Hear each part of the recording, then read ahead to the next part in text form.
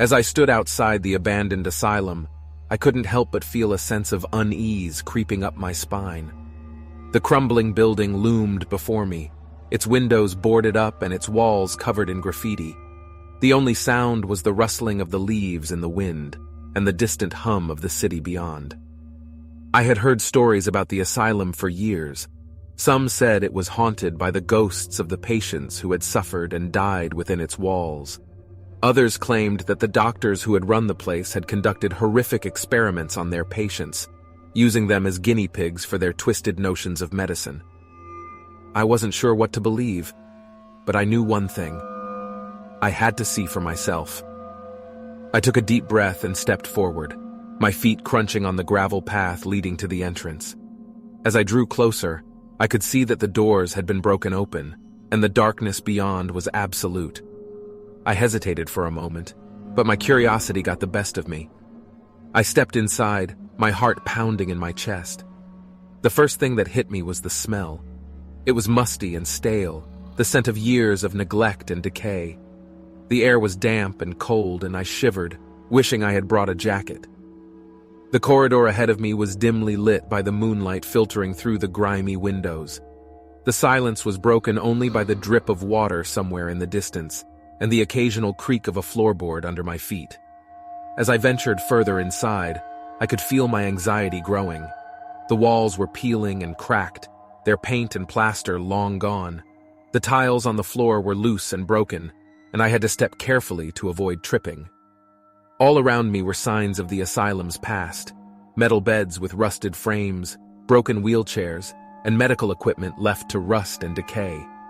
It was like stepping into a time capsule, a place frozen in time and abandoned by the world. As I turned a corner, I suddenly heard a sound. It was faint at first, like a whisper on the wind, but it grew louder as I approached. It was the sound of laughter, high-pitched and manic, echoing down the halls. My heart pounding, I followed the sound, my steps quickening. I turned another corner and found myself in a large room filled with tables and chairs.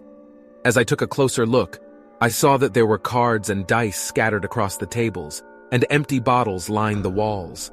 It was a gambling hall, I realized, and the laughter must have come from the gamblers who had once played there. But as I looked closer, I realized something was wrong. The cards were ancient, the ink faded and worn. The bottles were covered in dust, and some of them had spiderwebs inside. The laughter echoed again, and this time I knew it was not just a memory. It was right behind me. I spun around only to find the room empty. The laughter had stopped, replaced by a profound silence. Goosebumps prickled my skin, and I couldn't shake the feeling that I was being watched. Suddenly, the silence was shattered by a sharp banging sound. It echoed through the halls, and my heart skipped a beat. I turned and ran back the way I had come, my feet pounding on the broken tiles. As I passed through the halls, I saw shadows moving in the corners of my eyes. It was as if the asylum was alive, and the spirits of the patients were watching me. I made it back to the entrance and burst through the doors. The sunlight blinded me, and I stumbled out into the fresh air. I was gasping for breath, my heart pounding in my chest. I turned back to the asylum, my eyes scanning the windows and walls for any sign of movement. But everything was still, and the asylum remained silent. As I caught my breath, I began to wonder if I had imagined the laughter and the banging sound. Had I let my imagination run wild in the darkness of the abandoned asylum? But as I walked away, I heard a whisper on the wind. It was the voice of a woman, soft and plaintive, calling my name. I froze, my heart skipping a beat. Had one of the ghosts followed me out of the asylum? The whisper came again, louder this time. I turned back to the building, my eyes scanning for the source of the voice. And then I saw her. A woman was standing in one of the windows, wearing a ragged hospital gown. She was staring at me, her eyes wide with fear and desperation. I stood frozen, unable to move or speak. The woman was slowly fading from view, as if she was being pulled back into the darkness of the asylum. And then, with a final gasp, she vanished. I staggered backwards, my mind reeling. Had I just seen a ghost? Had the spirit of one of the asylum's former patients just revealed herself to me?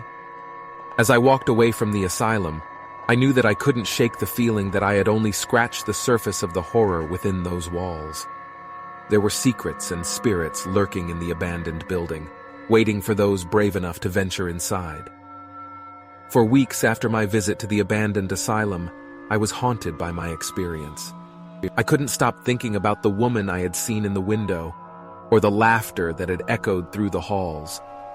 I tried to tell myself that it was just my imagination playing tricks on me. But deep down, I knew that there was something more going on in that place. Finally, I couldn't take it anymore. I decided to go back to the asylum to see if I could find any answers. This time, I was better prepared. I brought a flashlight, a backpack full of supplies, and some friends to accompany me. We made our way through the halls of the asylum, taking careful note of every room and corridor. As we explored, I began to notice strange markings on the walls. They were scratches and symbols, carved into the paint and plaster. Some of them looked like messages, written in a language I couldn't understand. It was then that we heard the sound. It was a soft whimpering, coming from one of the rooms down the hall. We edged closer, our flashlights illuminating the room's dirty walls. And that's when we saw her. It was the woman from the window, sitting on a filthy mattress in the corner of the room. Her face was contorted in pain, and tears streamed down her cheeks. I approached her, trying to ask if she was okay, but as I got closer, she vanished before my eyes. We later discovered that the markings on the walls were messages left by the patients, desperate to be rescued from the horrors of the asylum. The woman I had seen was just one of many lost souls, trapped within the labyrinthine halls of the building. It was a sobering realization, and our group left the asylum feeling shaken and disturbed.